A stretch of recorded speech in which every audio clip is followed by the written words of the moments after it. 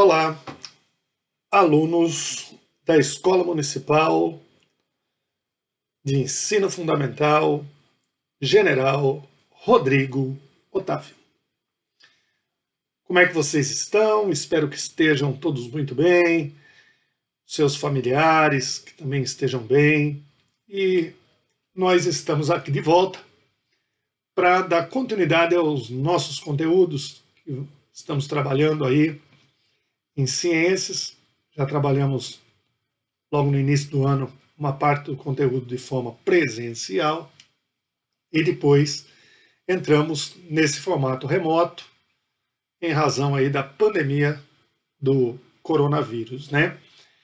E eu espero que em algum momento a gente retorne no formato presencial, né, com todo o aparato necessário para que nós todos tenhamos a nossa saúde resguardada, e espero que possamos voltar com os cuidados necessários para que mantenhamos a nossa integridade de saúde.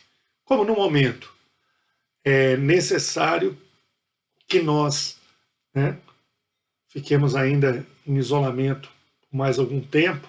Algumas áreas da atividade econômica já retornaram, mas, no entanto, escola, né, que é um ambiente, né, que agrega muita gente num espaço pequeno, que é a sala de aula, ainda não é possível, e a gente tem que buscar ainda dar continuidade ao nosso trabalho nesse formato remoto.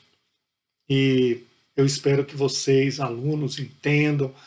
E é um momento difícil, né, para todos nós, mas a gente vai vencer essa parada, né? Vamos com fé que tudo vai dar certo. E o assunto de hoje é sobre reações químicas de decomposição, certo? Esse assunto é um assunto importante da química, e nós temos a decomposição que pode ocorrer por ação da luz ou por ação da eletricidade, e a gente vai ver isso ao longo da nossa aula, né? Como determinadas substâncias podem ser transformadas em outras, em reações chamadas reações de decomposição, em que uma substância resulta em duas ou mais outras substâncias por um processo chamado reação de decomposição. Mas vamos lá, né? Primeira tela aí, reações de decomposição. Vamos chamar aqui o apontador de laser, né, que ele dá uma ajuda boa aí para a gente ir acompanhando. Reações de decomposição: reagentes e produtos. Então, em toda reação, o que estiver à esquerda da reação são os reagentes. O que estiver à direita da reação são os produtos. As substâncias inicialmente presentes num sistema e que se transformam em outras devido à ocorrência de uma reação química são elas chamadas de reagentes. Aqui um exemplo: o etanol e o oxigênio. Duas substâncias, nesse caso, reagindo, dando como produtos o gás carbônico e a água. Essa setinha que aqui está, ela está representando o sentido da reação. Se a reação fosse uma reação reversível, ou seja, que os reagentes se transformam em produtos e esses produtos podem voltar a ser os reagentes no sentido contrário da reação, nós teríamos a seta também no sentido contrário, que não é o caso aqui. Nós só temos a seta num sentido, que é o sentido da reação, que nesse caso é uma reação de combustão, né? Em que o etanol reage com o oxigênio e acaba resultando em gás carbônico e água, sendo que essa é uma reação que libera energia que está armazenada nas ligações químicas da molécula de etanol. Quando ele explode no no cilindro do motor, a explosão ela vai propiciar um movimento mecânico dos cilindros e esse movimento mecânico é transformado, então, no deslocamento do veículo através de um sistema mecânico que o veículo tem. Bem, mas o que nos interessa aqui é a reação em si, de decomposição. O etanol e o oxigênio, que são os reagentes, eles estão sendo transformados em produtos que são o gás carbônico e a água, certo? Então lembre-se, reagentes, eles são gastos ou consumidos quando da reação.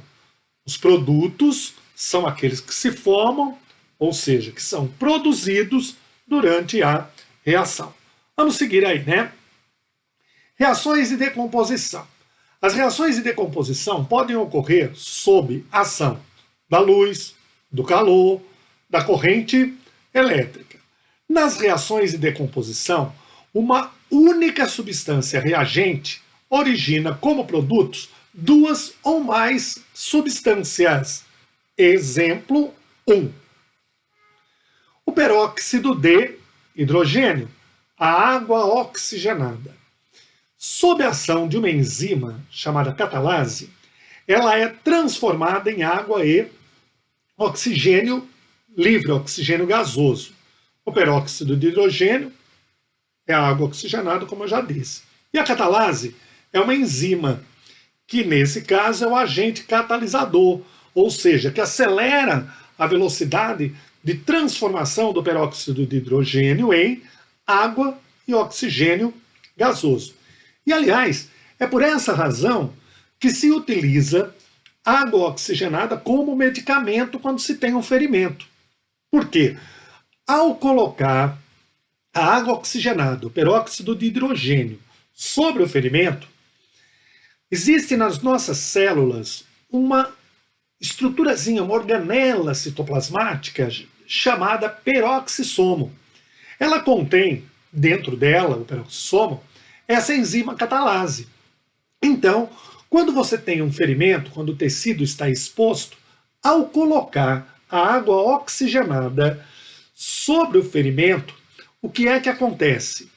A água oxigenada, o peróxido de hidrogênio, reage com essa enzima que está lá contida nos peroxissomos das células do tecido exposto. O resultado é que ocorre a transformação do peróxido de hidrogênio em água e oxigênio livre. Tanto que, quando você coloca sobre o ferimento, espuma, borbulha. E por que acontece isso? Porque o oxigênio é um gás e ele vai fazer com que a transformação em água e oxigênio faz com que a água espume devido à liberação de oxigênio gasoso. E por que isso é importante na limpeza de um ferimento? As bactérias que causam infecção, as bactérias que mais comumente causam infecção, elas são bactérias anaeróbicas. O que significa isso? Elas são bactérias que não suportam a presença de oxigênio. Então, quando a gente coloca a água oxigenada sobre o ferimento e ocorre essa reação que está aqui representada por ação da catalase, aumenta a quantidade de oxigênio nos espaços entre as células daquele tecido que está exposto.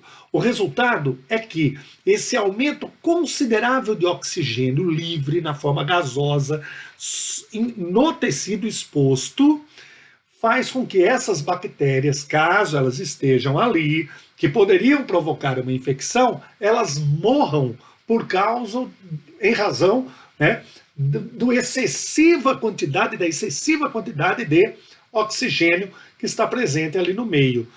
Então, essa é a razão de se fazer a limpeza de um ferimento com água oxigenada, porque ela tem uma ação antimicrobiana, porque ela elimina as bactérias que são anaeróbicas e que poderiam vir a causar uma infecção. Isto devido ao aumento da quantidade de oxigênio ali sobre o tecido exposto, em razão dessa reação que a gente está observando aqui. Bem, E por que que a gente tem que guardar a água oxigenada, essa que é comercializada, em recipientes que são escuros, geralmente em recipientes que são escuros? Porque a luz também é um agente que pode provocar a decomposição da água oxigenada. Ou seja, na presença de luz, a água oxigenada pode também ser transformada em água e oxigênio gasoso. Reação mais lenta, mas que vai acontecer, e nesse caso, um recipiente com água oxigenada, se tivesse num recipiente claro, com o tempo, a água oxigenada seria transformada em água e oxigênio. Para evitar que isso aconteça, a água oxigenada é armazenada em recipientes escuros. Por quê? Porque a luz é um agente catalisador da transformação da água oxigenada em água e oxigênio. Só que ocorre de forma mais lenta. A esse fenômeno, quando a luz é o agente que promove, que acelera a velocidade da reação de transformação, damos o nome a esse processo de fotólise.